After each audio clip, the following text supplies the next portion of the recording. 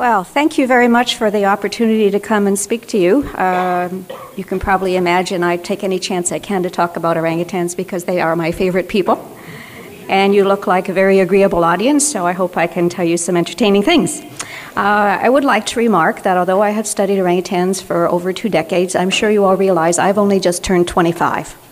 So it's an amazing thing, I'm counting backwards, as you can guess. I picked tools, intelligence, and human origins today because those 3 have often been part of our stories about ourselves, and orangutans and other great apes have told us a lot about whether our stories about ourselves are making sense or not.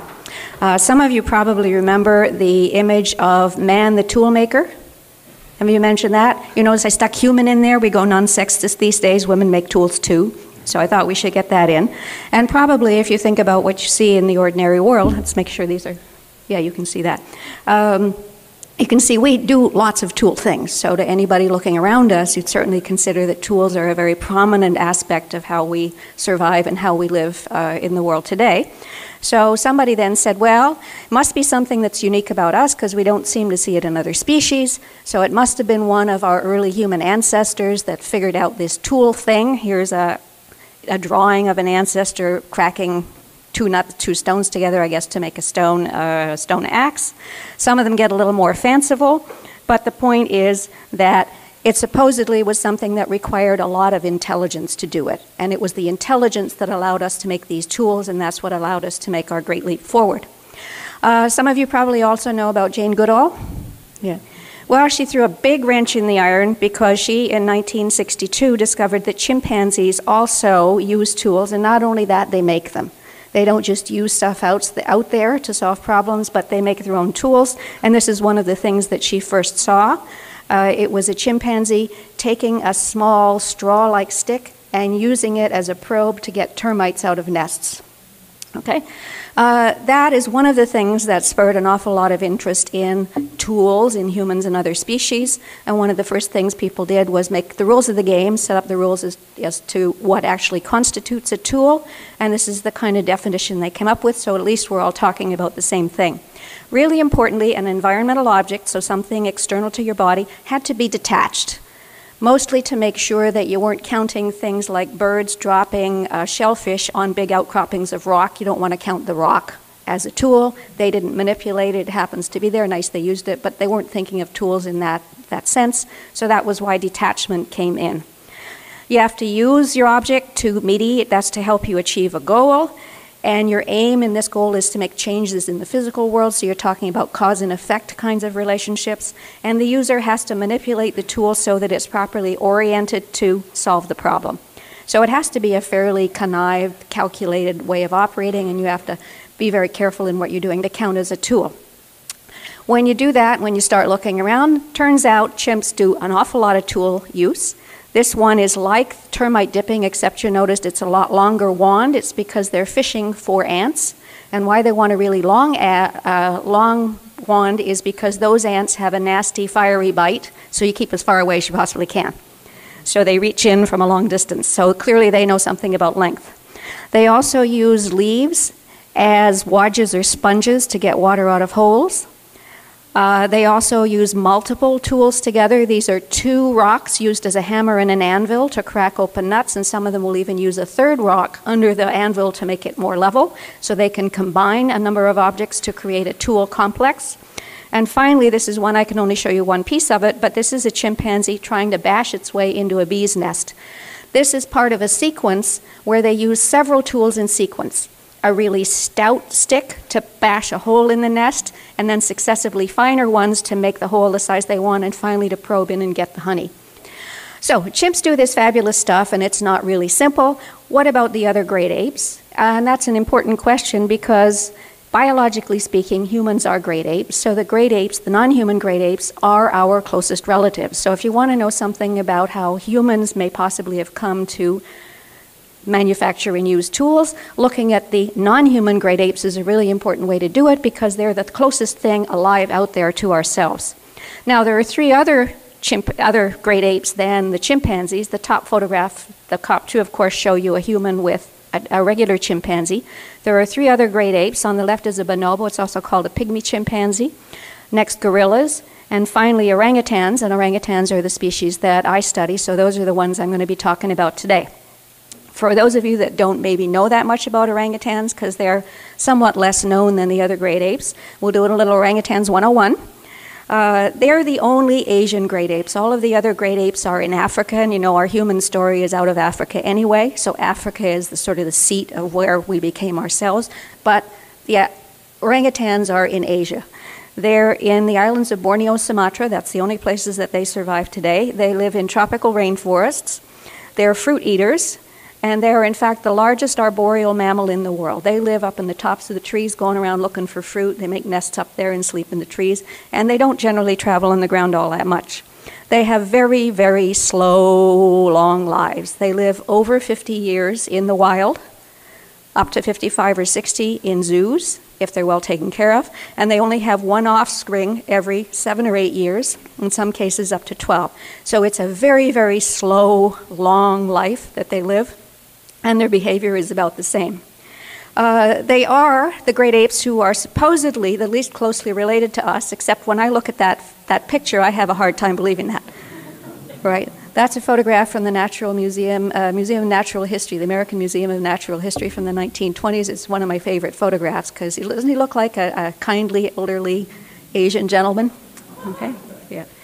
Okay, but orangutans, they've had a bad rap because they're so slow moving. People have referred to them as the dullest of the great apes.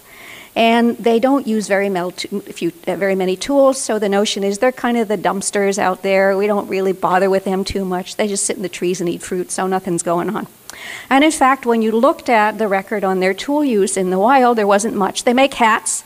This is an orangutan with a hat, and it's just a bunch of leaves on their head. Sometimes they use them for the rain. Doesn't work that well, but it's better than nothing. This is an orangutan who's using a probe tool to try and get seeds out of a very spiny, hard fruit. The fruit opens on its own, so what the orangutan is doing is prying into the holes that appear to get the nice seeds out that it wants to eat. And finally, this in an orangutan, this was only discovered about 10 or 15 years ago, an orangutan with leaves in its hand, but what it's doing is using the leaves to magnify one of the vocalizations that orangutans make. They make a thing called a kiss squeak, which does not mean I wish to kiss you. It means they are irritated. And if you use your hand or you put leaves on, it makes the sound louder. So what they're doing is using the leaves to magnify the sound. But this was all there was. This was about all there was reported of tool use in wild orangutans. People tried experiments in captive orangutans to see if they could get them to make tools. Not much success. So it looks like kind of dumb, nothing very fancy, a little bit, but nothing much that's very interesting. However, all this interest in tools spread to, and interest in tools in non-human species, spread broadly. So for the last 30 or 40 or 50 years now, people have gone around and looked to see what you can find by way of tool use in other non-human species. This is a recent book that came out that tries to summarize everything that's out there. It's a 2011 book, and there's a lot of stuff.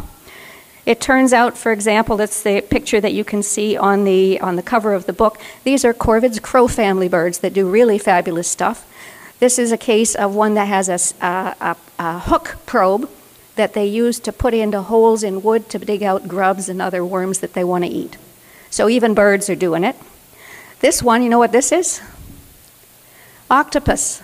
It's an octopus, and you know what you can see what the octopus is in? Coconut shells. The octopus goes around and collects coconut shells, clearly manipulated because there's two. He's made himself a roof and a bed.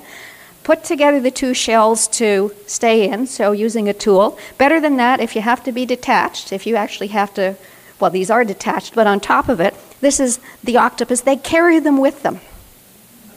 So they're wandering around the bottom of the ocean, carting around their shells, counting around their house, and use it later. So this is a very unusual one that showed up in recent years. You can find that on the internet and watch the video if you want to take a look.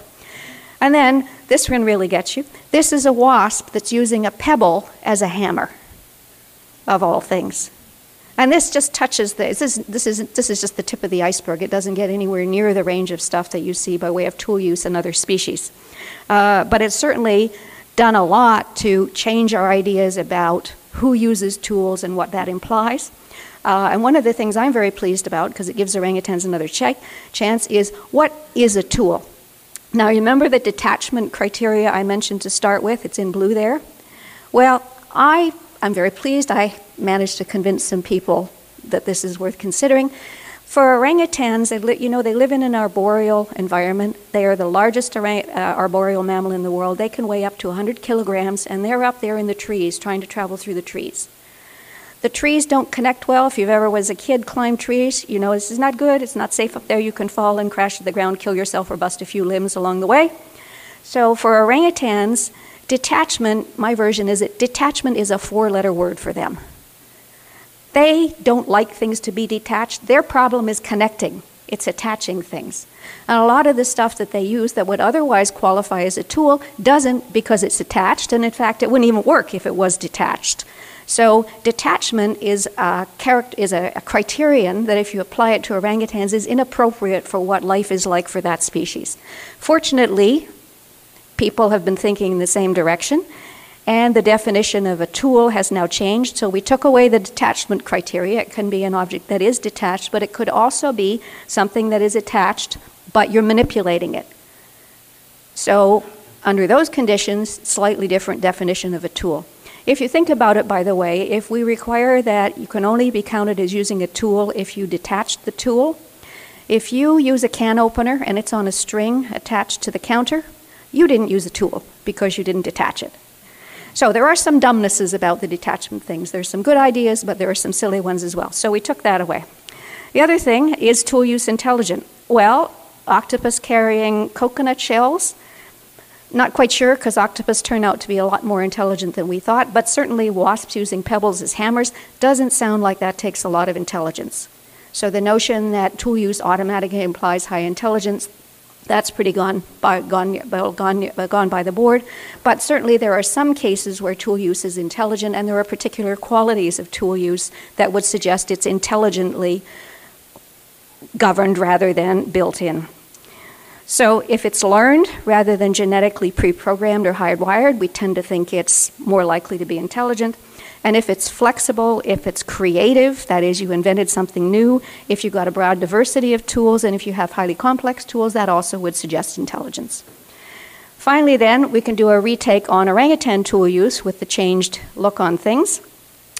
And what I'm going to do is show you some examples of the kinds of things that are seen in the forest with orangutans in terms of their tool use that may make us change our minds in terms of whether they're dull heads that don't use tools very much and what it tells us about our intelligence. In particular, we're going to look at some undetached items and look at how they may go about inventing tools.